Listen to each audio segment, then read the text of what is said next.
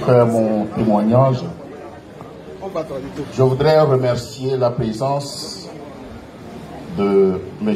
Abia Nicodème qui, en voyage vers Londres, a appris que notre combattant Aboubacar est tombé. Alors, il a dû faire escale pour rendre hommage à Abou Lopez. Merci d'être là. À côté de lui, il y a notre frère qui est le secrétaire du MO5 qui est aussi là pour rendre hommage à Abou Lopez. Mesdames et messieurs, je voudrais que mon message aille très loin. Alors, je ferai mon témoignage en français.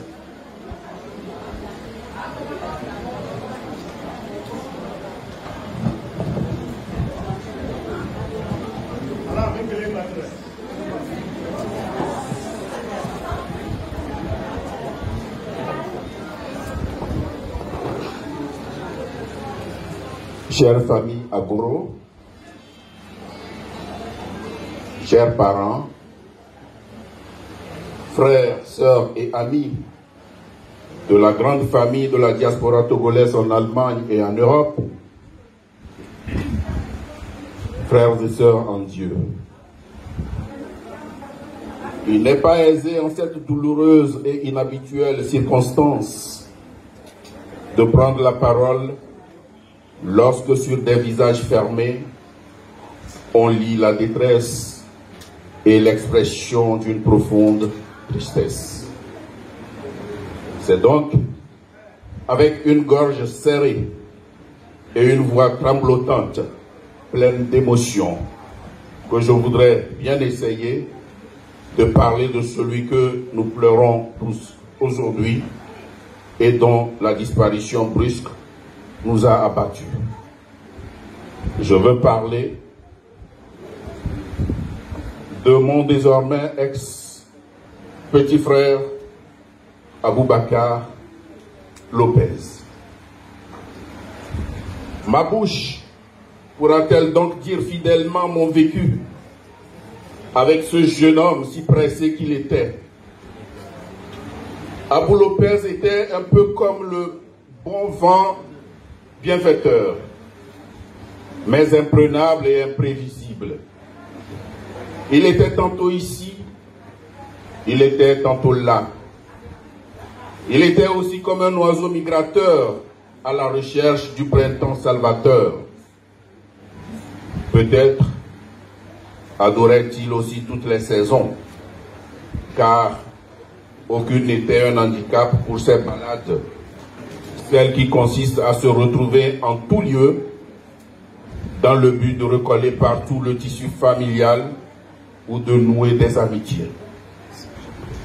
De Düsseldorf à Hambourg, en passant par Brême, de Francfort à Munich, en passant par Nuremberg, ou de Düsseldorf à Paris, en France, en passant par la Belgique, Lopez avait su tisser sa toile, son réseau,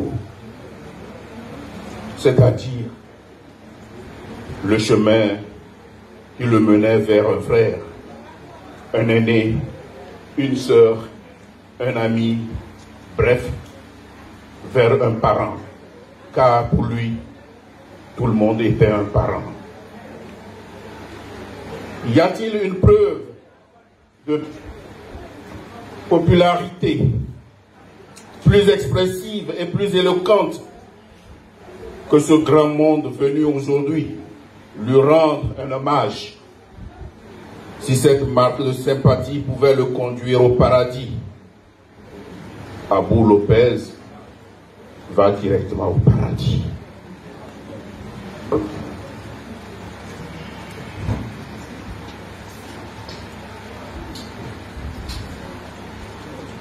Lopez Abou était un prince, oui, un prince mola de Partao, héritier du trône de ses ancêtres,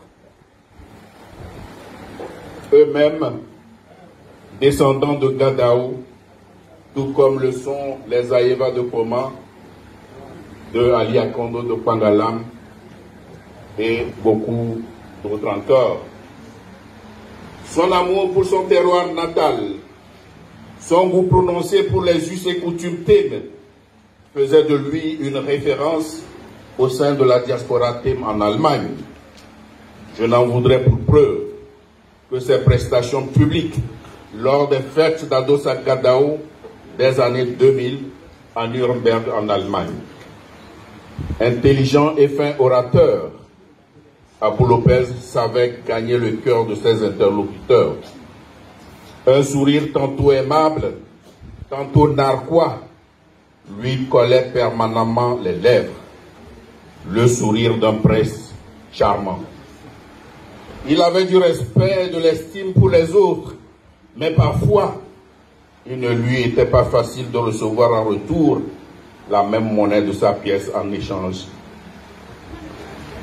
Il n'ignorait pourtant pas que le monde est ainsi fait. Nul, pas même lui, ne pouvait changer le cours des choses. Cependant, Abou était un brave gentleman que ne savait pas garder aussi longtemps la rancune. Il comprenait bien des situations parfois compliquées de la vie, mais il était serein et ne s'en émouvait guère. Il savait pardonner et demandait aussi pardon s'il se savait en faute. Pour un tel homme qui nous abandonne tôt, en si court chemin, que devrions-nous faire pour respecter sa mémoire? Rien d'autre chose que de prier pour le repos de son âme. Calomnies et fausses accusations ne sont pas de nature à créer les conditions du mieux vivre ensemble.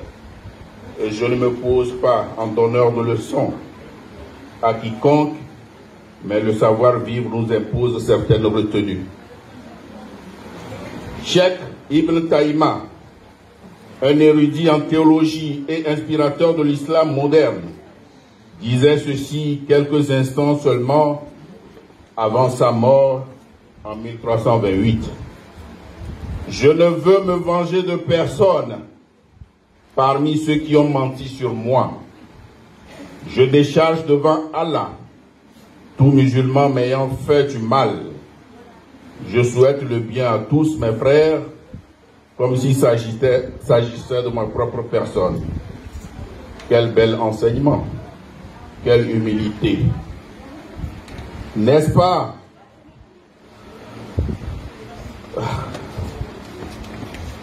N'est-ce pas là la crainte de Dieu? Après la mort, plus jamais de susurre, plus jamais de tel hadith où il paraît que le défunt a... Chers frères et sœurs, la mort de notre frère devait nous faire réfléchir. Elle devait nous aider à nous aimer davantage et à être plus solidaires les uns envers les autres. Lopez, de là où il est, ne supporterait pas ce qui, ici-bas, se dit dans son dos. Il a besoin de nos doigts pour son repos. Pendant qu'il souffrait en silence, Abou Lopez nous a appris quelque chose de très fort, le courage et l'endurance. Il nous a appris à nous montrer plus forts que l'invisible, l'inévitable. Il fut un combattant hors pair, puisque quelques jours avant son décès, il écrivit à son frère aîné ceci: « Grand frère, je me bats pour être parmi vous. » Il se bat ici contre la mort, dans un combat inégal, un combat contre l'impossible. Puis à moi, il écrit le 7 juin dernier, à 15h39, soit la veille de sa disparition, Alhamdulillah, Mazasso, t'inquiète grand frère, je vais beaucoup mieux. Dès que je suis libéré de l'hôpital, et je te ferai signe pour que tu viennes me voir à la maison. Eh bien voilà, mon prince, nous sommes là, mais tu refuses de te lever. Dors bien, Abou Lopez. Merci, mon prince.